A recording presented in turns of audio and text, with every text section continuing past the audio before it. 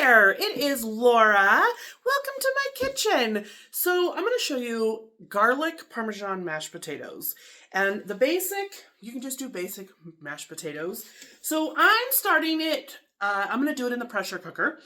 And I usually don't peel the potatoes, but some of my potatoes were kind of on the verge of not looking so great.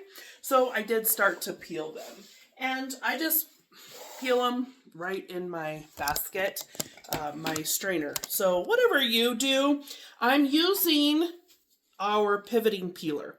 So what I like about this is it's so weird how you can, smaller potatoes, I don't know, I think I've scraped enough knuckles in my time doing it that way that now I prefer to do it this way. It's a little bit slower, but at least there's no skin, right?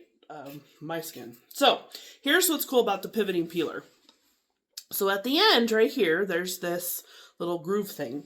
So if you have an eye, I don't think I have one on this potato, so I'll just show you. So let's say this is a bad part. You just kind of go like this, and then you can get it out just like that.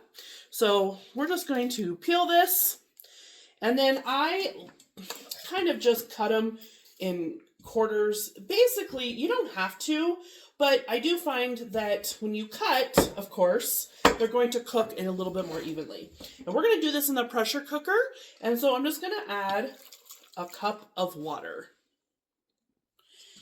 So, of course, depending on what I'm just going to make mashed potatoes. So I am going to put them on the custom feature. So you want to make sure that this ring is nice and sitting in here nicely, okay? So we're going to put this in, and I'm going to put it on the custom feature for 10 minutes and let it do its thing. All right, here we go. So it's been coming down from pressure for about 2 minutes. We're just going to hit that release button and let it manually release, okay? So manual means that I hit the button, and natural release means that I just let it do it naturally and I don't touch it. It does take longer naturally, but there's some things that you have to let it do that way to come slower. For example, if I'm cooking roast or some type of meat, I want it to come down from pressure slower because it's still kind of cooking, and it will actually help to let that meat rest. If I cook pasta, definitely anything if this is filled with water like a soup, you will have a mess to clean up. But because it's just a little bit of water at the bottom, this is totally fine. Okay, so now we're ready to do the mashing. Now, I know that this may seem very elementary to you, but I've been doing Pampered Chef since 2003. But I've been cooking, that's really hot, don't touch that. I've been cooking since a very young age, and I have discovered that there are people who don't know even how to make mashed potatoes. So if you do, fantastic. If you don't, well, maybe you'll learn something. So we're just going to take Pampered Chef's potato masher. What's really neat about this thing is once it's clean, you just come to go like this, so you don't have to worry about catching in the drawer. There are memes, okay, about potato mashers catching in the drawer. So I'm going to share with you some tips that my mom taught me for mashed potatoes, okay? One, we use evaporated milk. Why? Evaporated milk has 60% less water than regular milk. You will have creamier potatoes, less watery potatoes. They're amazing. Now, of course, you can totally open it with a can opener. I'm going to use a church key. Why is it called a church key?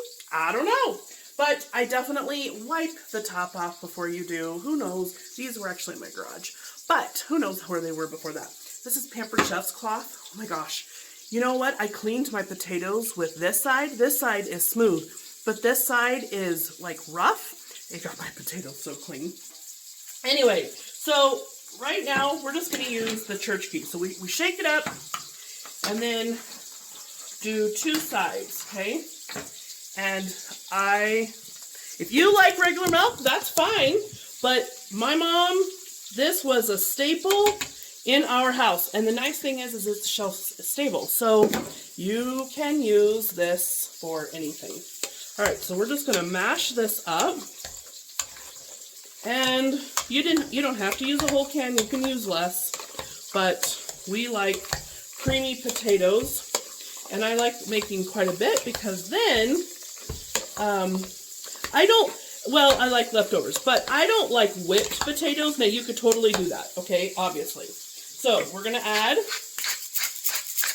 salt, we're gonna add pepper, I'm adding black garlic, okay, so about half a tablespoon, and then we're going to add the garlic Parmesan, okay, and I add a full capful of this. So to be honest with you, my husband loves this. He loves this. I have bottles of this downstairs because we go through it so much. It's that good, okay? So I'm just going to mix this all up, and then we're going to add, now, before I go to the next step,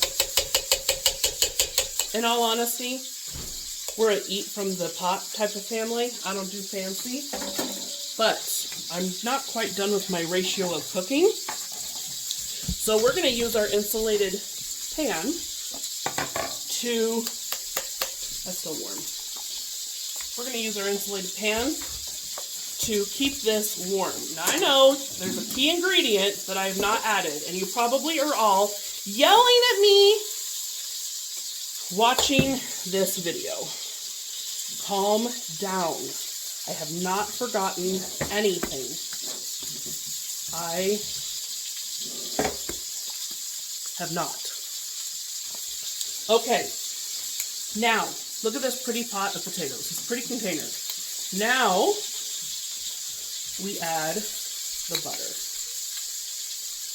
Now this, I don't know about you, but there is something about when you go to serve potatoes that have melted butter on there, just like this, there is something that just is comforting and lovely and cozy and all of the things that make food the best. So now we're going to put our lid on it. I'm going to squish it down. Is that potatoes? Oh. So now it's going to keep it warm. I'll take it out here. Now it's going to keep it warm while I finish up our chicken fried steak. But that's mashed potatoes.